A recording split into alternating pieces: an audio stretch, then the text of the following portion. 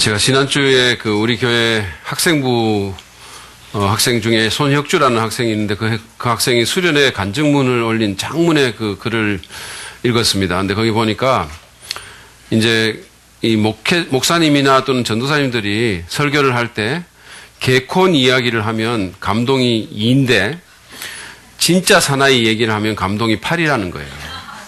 그래서 저는 오늘 진짜 사나이 얘기로 설교를 제가 시작을 하려고 합니다. 이것 때문에 아마 당분간 혁주와의 관계가 상당히 좋아질 걸로 저는 믿어 의심치 않습니다. 물론 허성구 전도사가 오면 곧 그 관계가 위기에 처하게 될지도 모르겠지만 어쨌든 저는 노력하고 있습니다. 근데 이 진짜 사나이라는 이 프로는 연예인들 몇 명이 이렇게 군대에 들어가가지고 실제로 군사훈련 같은 거를 참여하면서 똑같이 미션을 수행하는 그런 예능 프로그램입니다. 근데 제가 이렇게 검색을 해봤더니 정말로 혁주뿐만 아니라 정말 많은 사람들이 이 프로그램을 좋아하는 것 같아요. 그러니까 동시대 예능 시청률 1위를 달리고 있는 프로라고 이렇게 소개가 되어 있습니다. 그래서 참 어떻게 보면 군대 얘기고 뻔할 것 같은 군대 얘기고 날마다 반복되는 그런 얘기고 거기다가 이 프로에는 무슨 강호동이나 유재석 같이 예능 스타도 없는데 왜 이렇게 많은 사람들이 이 프로를 좋아할까 궁금한 생각이 들었어요. 근데 어떤 어떤 평론가 같은 분이 이렇게 글을 쓴 걸 제가 하나 읽었는데 그분이 이렇게 얘기를 했어요. 그것은 바로 미션 때문이다. 이렇게 얘기를 했습니다. 그분이 이제 그러면서 남한강에 280m나 되는 큰 부교를 만드는 그것을 예로 들면서 이런 미션은 다른 어떤 프로그램에서도 할 수 없는 그런 미션이다라는 거예요. 그러면서 이 정도 규모는 어떤 데서도 할 수 없다는 거죠.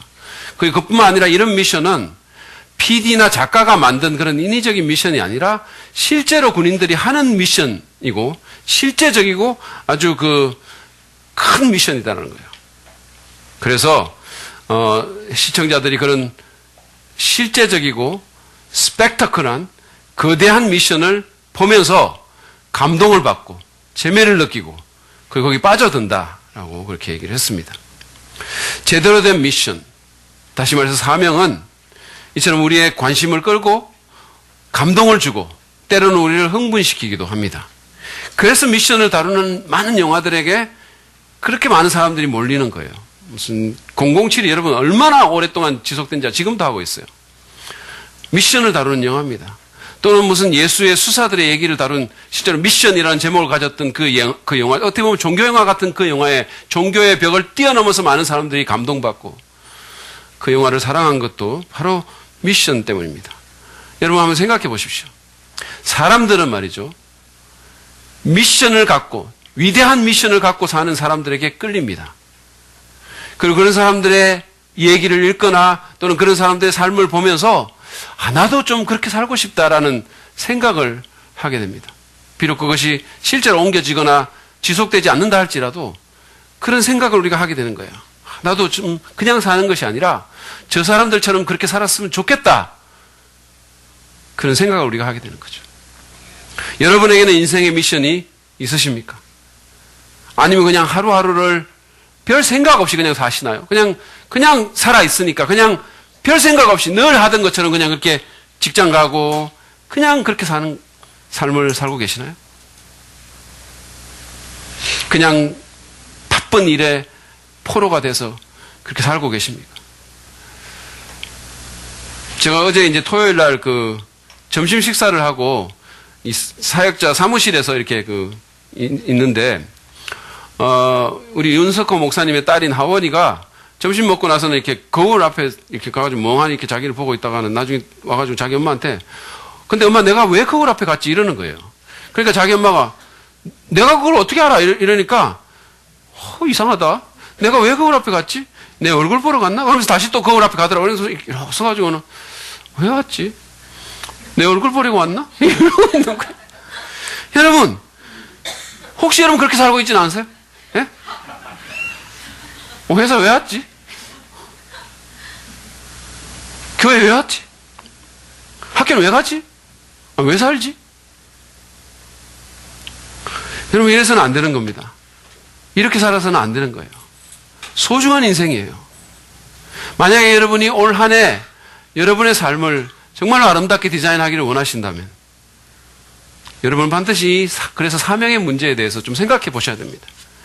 왜냐하면 사명은 우리가 존재하는 존재의 이유를 규정해 주기 때문이에요.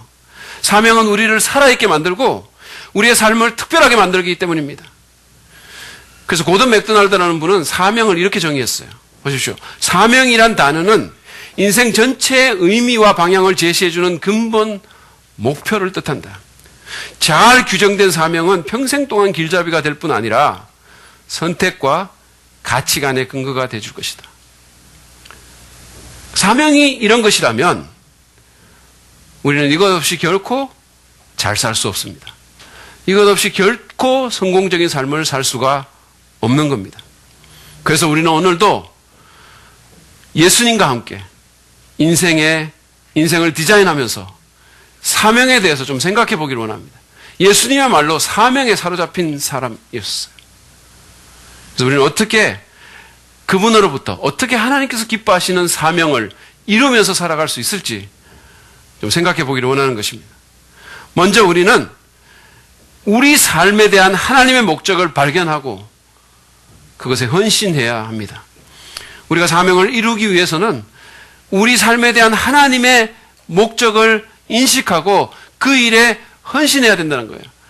여러분, 저는 매주마다 설교를 만듭니다.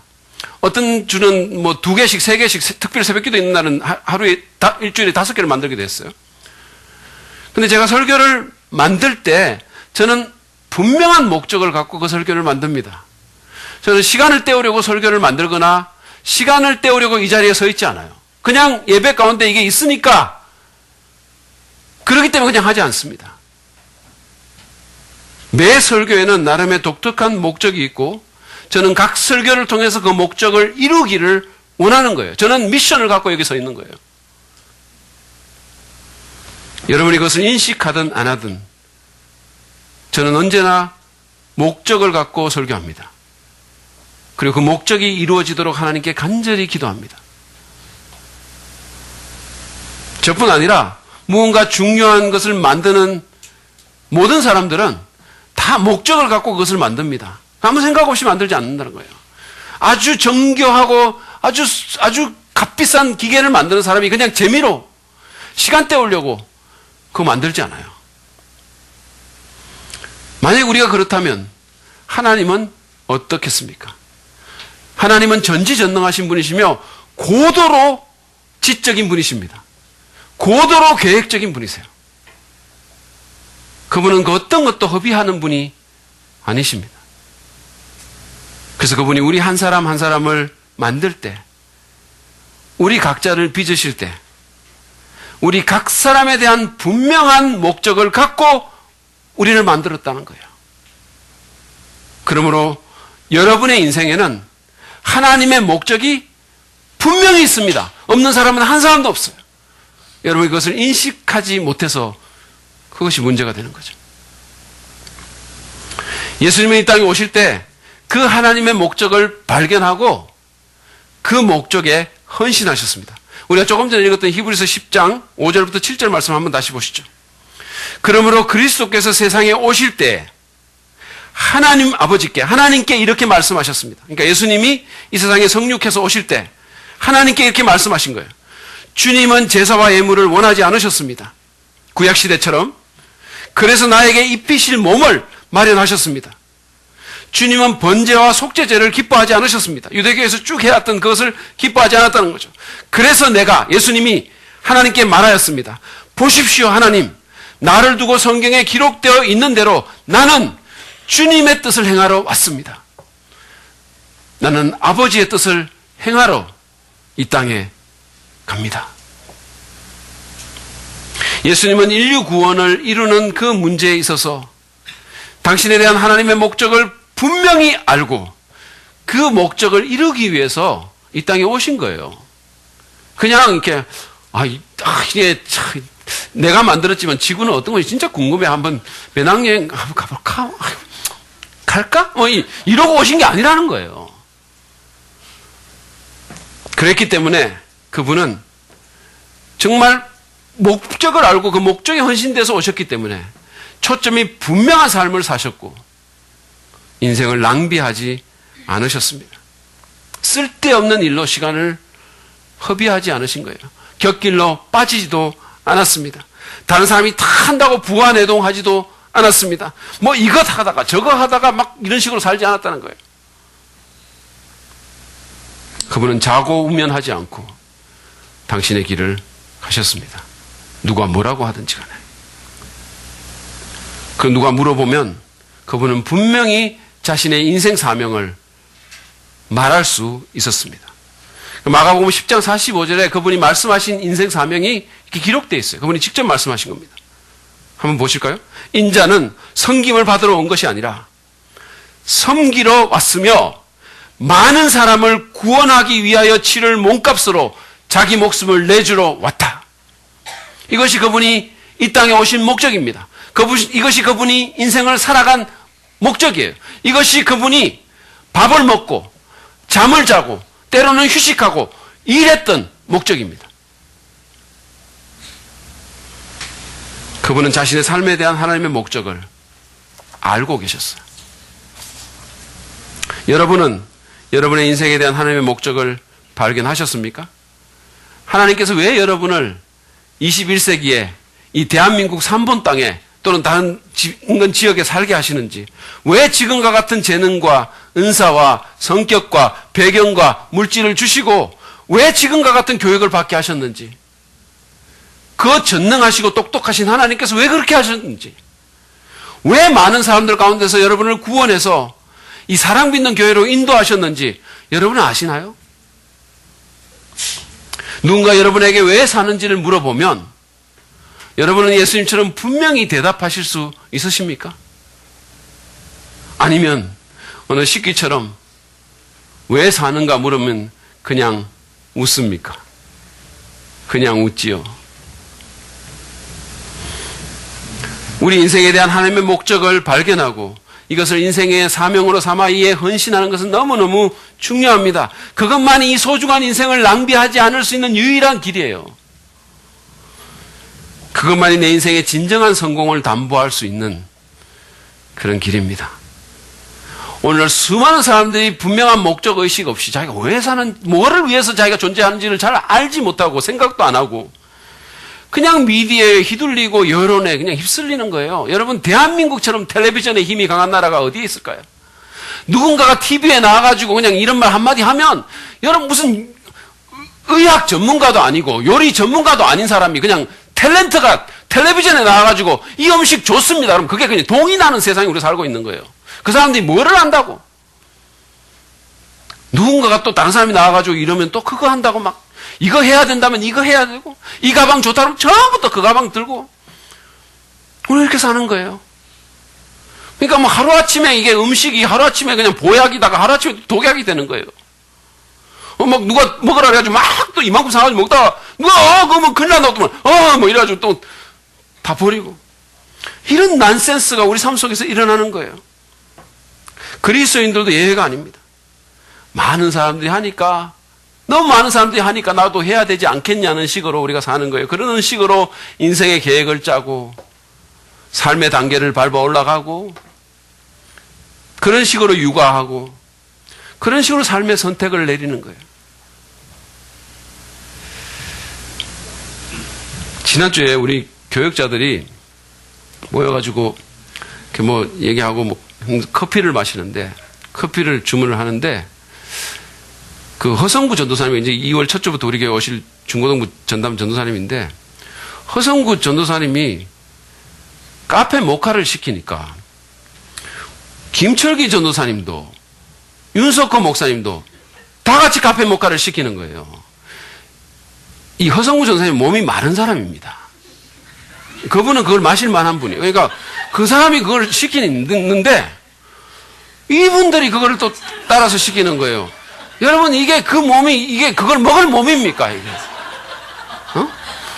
특별히 우리 윤석호 목사님은 하여튼 뭐 남이 뭐 시키면 자기 취소하고 다른 거 시키는 유명해요. 하여튼 간에 이렇게. 아무리 무슨 혼자서 브로콜리를 먹는 것보다 함께 감자튀김 먹는 게 좋다고 하더라도 카페 모카가 두 사람한테 가당키나 하냐 이거예요.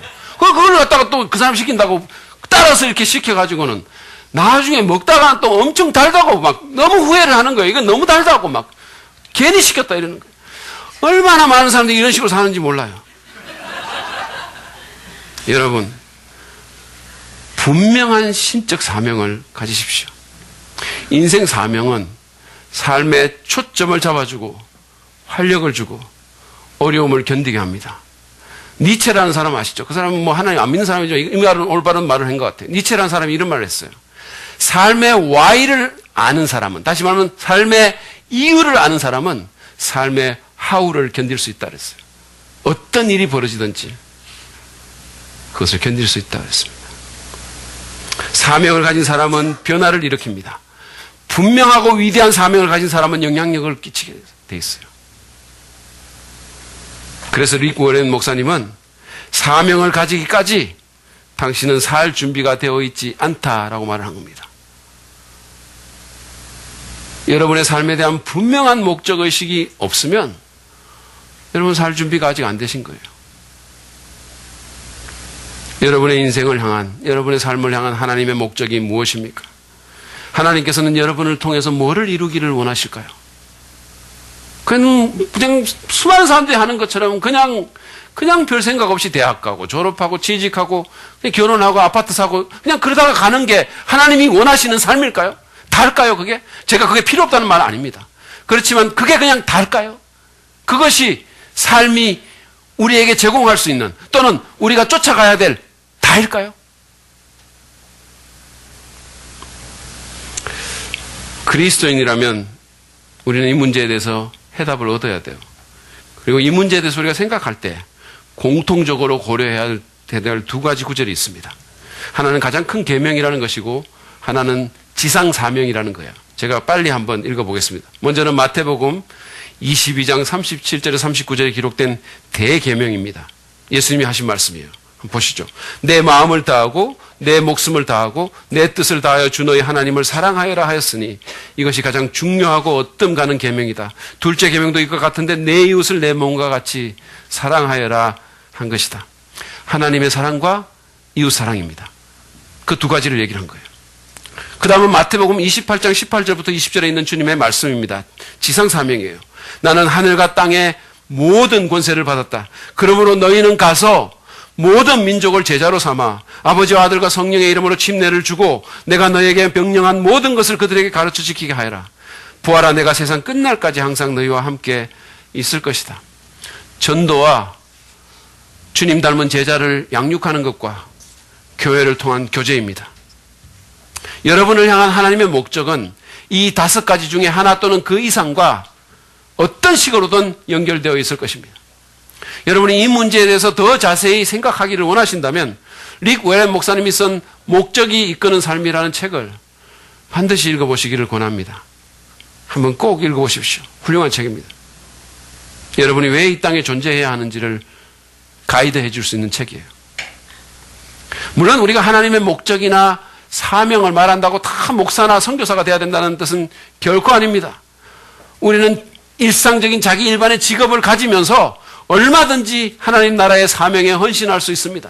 얼마든지 하나님 사랑, 이웃 사랑, 전도, 양육, 교제를 얼마든지 할 수 있다는 거예요. 심지어는 여러분의 직업을 통해서도 그 일을 할 수 있어요. 그러므로 내 인생을 향한 하나님의 구체적인 목적이 뭔지를 한번 생각해 보시고 그것을 정리해서 적어보세요. 저는 오래전에 그것을 적어가지고 제 지갑에 넣고 다니면서 수시로 꺼내봐요. 수시로. 고든 맥도날드는 자신의 사명을 글로 적어보라고 하면서 거기 포함될 몇 가지 요소들을 제시했습니다. 한번 보시죠. 먼저 사명은 하나님의 영광과 그분의 성품을 드러내는 거룩한 삶을 염두에 둔 것이라야 한다 그랬어요. 내가 어떤 사람이 될 것인가가 내 인생의 사명이 될 수 있다는 거예요. 어떤 사람이 될 것인가. 뭐를 이룰 것인가가 아니라 어떤 사람이 될 것인가. 두 번째로 사명에는 자기 세대를 향한 정의와 봉사와 헌신해야 한다는 명령이 포함되어야 한다. 우리 세대를 위해서 내가 해야 될 일이 무엇인가. 사명에는 세 번째로 예수님의 구원사역과 사람들을 악에서 건지는 그분의 능력을 직접적으로 증거하는 부분이 포함되어야 한다. 얼마나 많은 사람들이 악 가운데서 고통스러워하고 있는데 그들을 건져내는 그 복음의 역사가 사명이 있어야 된다는 겁니다. 네 번째로, 사명에는 어떤 식으로든 창조 세계의 조화에 대한 관심과 책임이 포함되어 있어야 한다. 우리가 지금 누리고 있는 이 피조 세계, 이 창조 세계에 대한 우리의 관심과 우리의 책임이 우리의 사명에 포함될 수 있다는 겁니다. 마지막으로 사명에는 하나님에 대한 헌신이 포함되어야 된다 그랬어요. 하나님에 대한 헌신. 하나님을 사랑하고 예배하고 그 사랑을 나누는 것이 포함되어야 된다고 그랬습니다. 이런 내용을 염두에 두고 여러분의 사명을 진지하게 생각해 보시기를 바랍니다. 그래야 진짜 삶이 시작될 것입니다. 여러분, 예수님을 생각해 보세요. 예수님은 당신에 대한 하나님의 목적을 알고 이 일에 철저히 헌신하셨습니다. 그랬기 때문에 그분은 33년이라는 짧은 세월을 사셨지만, 정말 짧게 살다 갔지만 누구보다도 위대한 삶을 살았고 누구보다도 영향력 있는 그런 삶을 산 겁니다. 누구보다도 임팩트가 강한 그런 삶을 산 거예요. 사실은 예수님만이 아니죠.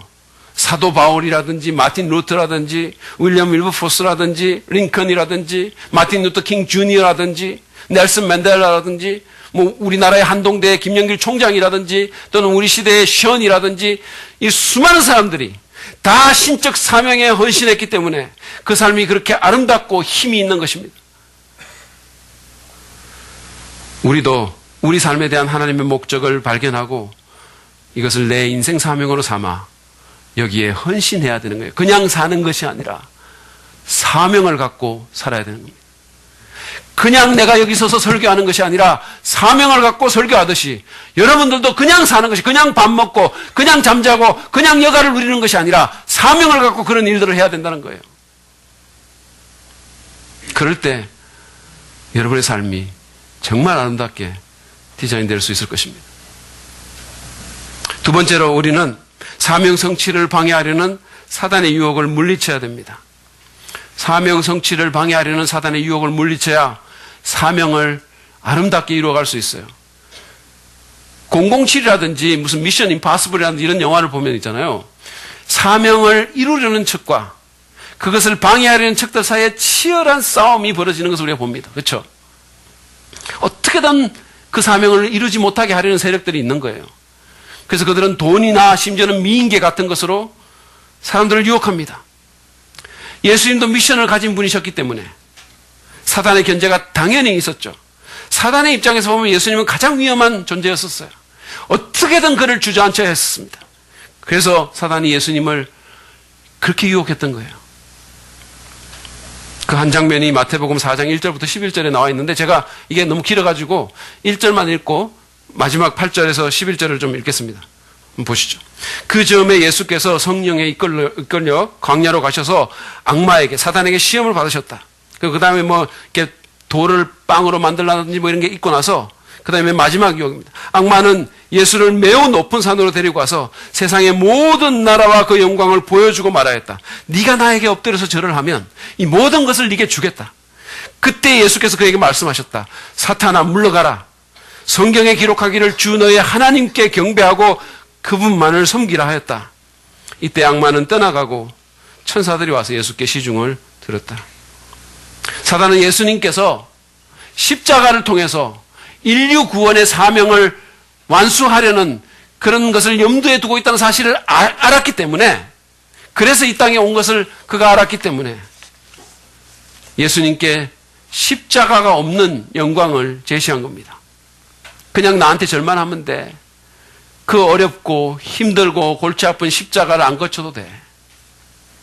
그냥 절해봐봐. 만약에 예수님께서 이 유혹에 넘어갔다면 그분의 미션은 실패했을 것이고 우리는 지금 이 자리에 없었을 것입니다. 그 누구도 여기에 앉아있지 못했을 거예요.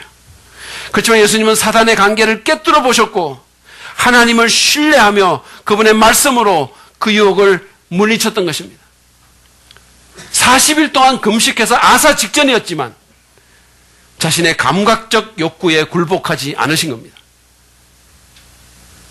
만약에 우리가 하나님의 신적 사명에 헌신되어 있다면 여러분이 누구라도 사단은 우리를 가만히 놔두지 않을 겁니다. 그렇죠? 어떻게든 우리를 주저앉히려고 우리에게 공작을 하고 우리를 유혹할 겁니다. 만약에 이게 별로 위협이 안 된다면 그냥 가만 놔둘 거예요. 여러분들이 만약에 사탄에게 여러분이 하나님을 믿는다 하더라도, 여러분이 그리스도인이라 하더라도 여러분의 삶이 사탄에게 별로 위협이 안 된다면 그냥 가만히 놔둘 거예요. 그냥 편하게 그냥 잘 되도록 할 겁니다. 그렇죠. 만약에 여러분이 사명을 갖고 살고 여러분의 삶이, 여러분의 존재가 사탄에게 위기를 가져다 주는 걸 그가 안다면 가만 놔주지 않을 거예요. 그는 40일을 굶어서 아사 직전에 있었던 예수님에게 돌로 빵을 만들라고 유혹했던 것처럼 우리의 절실한 감각적 경험에 호소할 것입니다. 야, 사명은 무슨 얼어 죽을 사명이냐? 애들 과외라도 제대로 시키고 좀 인류 학원에도 좀 보내고 아파트라도 번듯이 장만하고 뭐 그러고 나서 무슨 사명이라든지 무슨 하나님이 일이라든지 이런 얘기를 하지 무슨 얼어 죽을 사명이냐? 사단의 이 속삭임에 얼마나 많은 그리스도인들이 주저앉아 버렸는지 하나님만이 아실 거예요. 위대한 삶을 살 수도 있었는데, 더 많은 사람들을 터치할 수 있었는데, 누군가를 구할 수 있었는데, 더 나은 이름을 남길 수 있었는데, 감각적인 욕구 때문에 또는 일상적인 현실에 빠져 주저앉아 버리는 거예요. C.S. 루이스라는 사람이 쓴 스크루테이프의 편지라는 책이 있습니다. 아주 흥미로운 책이에요. 이 책은 고참 악마인 스크루테이프가 자기 조카인 신참 악마 워무드에게 쓴 31편의 편지로 이루어져 있는 그런 책이에요. 이 책은 이게 철저히 악마의 입장에서 이렇게 쓰여졌기 때문에 좀 이렇게 처음 읽으면 좀 헷갈려요. 왜냐하면 이 책에 나오는 원수는 하나님입니다. 그리고 이 책에 나오는 우리 아버지는 사단이에요. 그리고 우리 인간은, 사단이 작업하는 인간은 환자입니다. 그러니까 이런 식으로 나오기 때문에 좀 이게 처음 읽으면 헷갈려요. 이 책이 아주 자연스럽게 읽히는 분들은 좀 이상한 분들, 여러분의 소속을 의심해 봐야 돼요. 어쨌든 거기 보면 이런 내용이 나옵니다. 스크루테이프가 관리하는 한 무신론자가 대형 박물관에서 책을 읽다가 이 사람이 점점 그리스도인이 되려고 하는 거예요. 사단이 이걸 보고 위기를 느껴가지고 그에게 접근해가지고 가서 이게 점심때가 됐으니까 가서 점심이나 먹으라고 이렇게 막 모는 거예요. 감각적 경험에 호소를 한 겁니다. 야, 점심이라도, 너 얼마나 배가 고프냐? 점심이라도 먹고 좀 정신이 맑아져서 제대로 생각해야 될 거 아니야? 이렇게 유혹을 해요. 그래서 그 사람이 그 유혹에 굴복해서 거리로 나와서 눈앞에 펼쳐지는 일상적인 그 환경에 빠져가지고 결국은 하나님의 구원 역사에 참여하지 못하고 그냥 옛날로 되돌아가는 거예요. 이 얘기를 한 후에 스크루테이프가 신참 악마인 워무드에게 이렇게 충고합니다. 이제는 내 말을 좀 알아듣겠느냐? 수세기 동안 우리가 악마들이 쉬지 않고 공작해온 덕분에 이제 사람들은 눈앞에 펼쳐지는 친숙한 일상에 눈이 팔려 생소하기만 한 미지의 존재, 다시 말하면 하나님이라든지 그분의 나라와 그분의 일이라든지 그 미션 같은 것들은, 그런 것들은 믿지 못하게 되어버렸다. 그러니 계속해서 사물의 일상성을, 다시 말하면 무슨 성공하고 출세하고 아파트 사고 이런 사물의 일상성을 환자한테 주입해야 돼. 그렇습니다.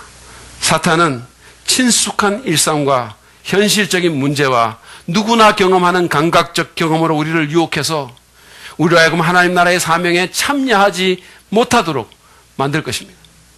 그러면 우리는 깨어 경계할 필요가 있습니다. 기도와 말씀으로 무장하고 사탄의 공격을 대항해야 돼요.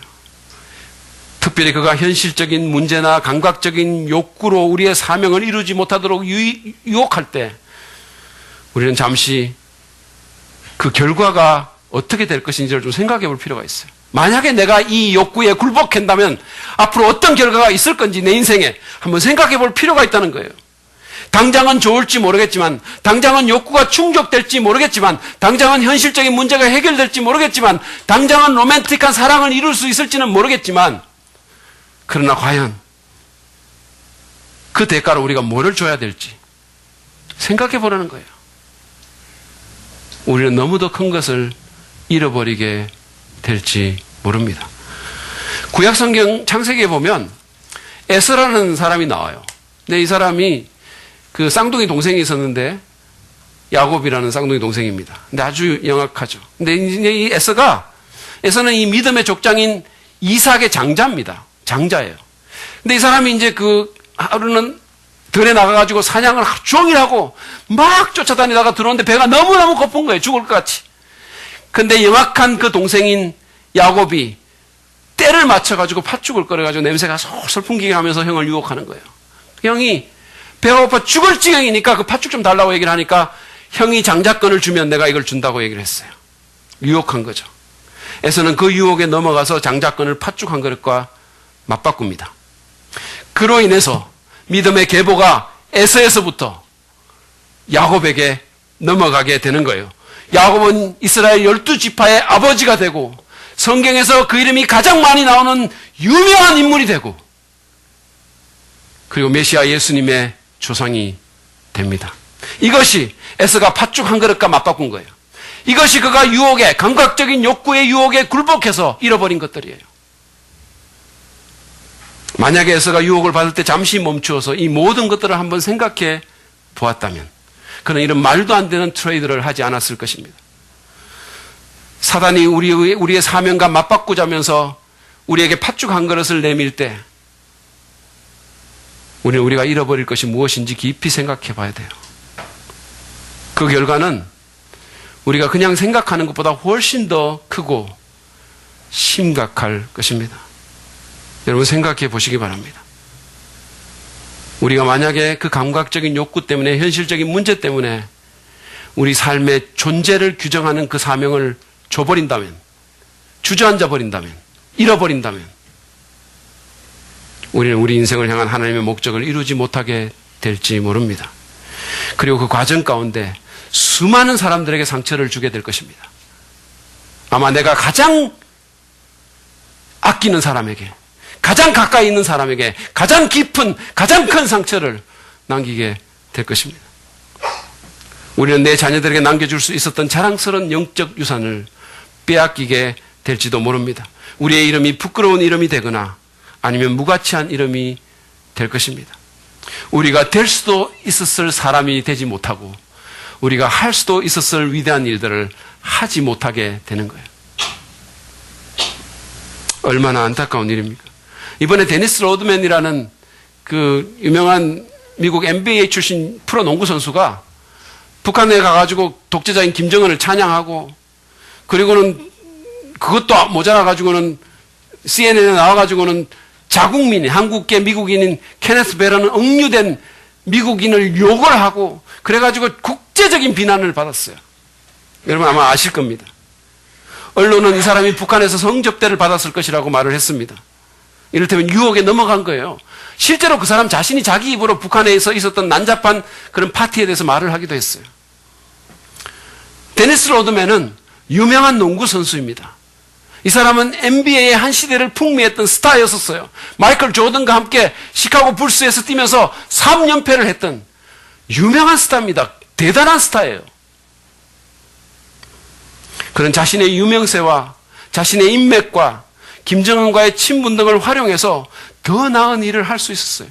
이를테면 무슨 민간 외교대사 같은 역할도 할 수 있었어요. 그러나 그는 술과 여자의 유혹에 넘어가서 정말 망신스러운 일을 한 것입니다. 자신의 가족들을 너무너무 부끄럽게 만드는 그런 일을 그가 한 겁니다. 그가 김정은을 찬양하면서 자국민을 비난했을 때 미국 공화당의 유력한 국회의원인 존 맥케인이 TV에 나와가지고 이렇게 말을 합니다. 그 자는 멍청입니다. 정말 머리가 나빠요. 그러더라고요. He is an idiot 그랬어요. 그 자는 멍청입니다. 정말 머리가 나빠요. 그렇습니다. 그 사람은 멍청이에요. 근데 만약에 우리 그리스도인들이 사단의 유혹에 넘어가서 하나님 나라의 사명을 잃어버린다면 우리도 멍청이에요. 우리도.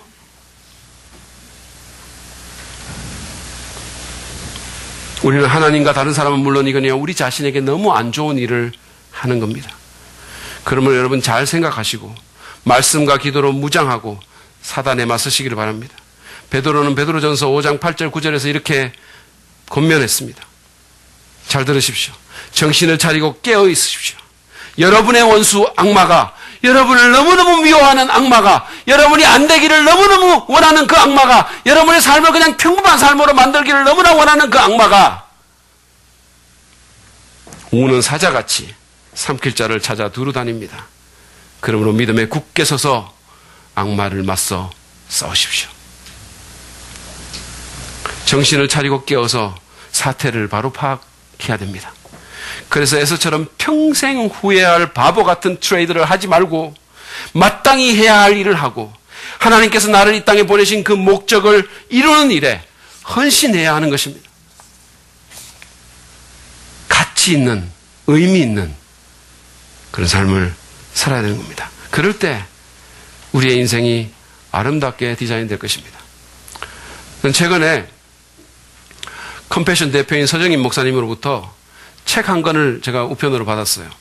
우리 서정인 목사님께서 2주 후에 우리 교회에 와서 설교를 말씀을 전하십니다. 여러분 혹시 그때 이렇게 좀 모시고 오실 분 있으면 많은 분들 좀 모시고 오셔서 함께 좀 들었으면 좋겠어요. 어쨌든 그 서정인 목사님이 책을 보냈는데 자신이 쓴 고맙다라는 책을 보내오셨어요.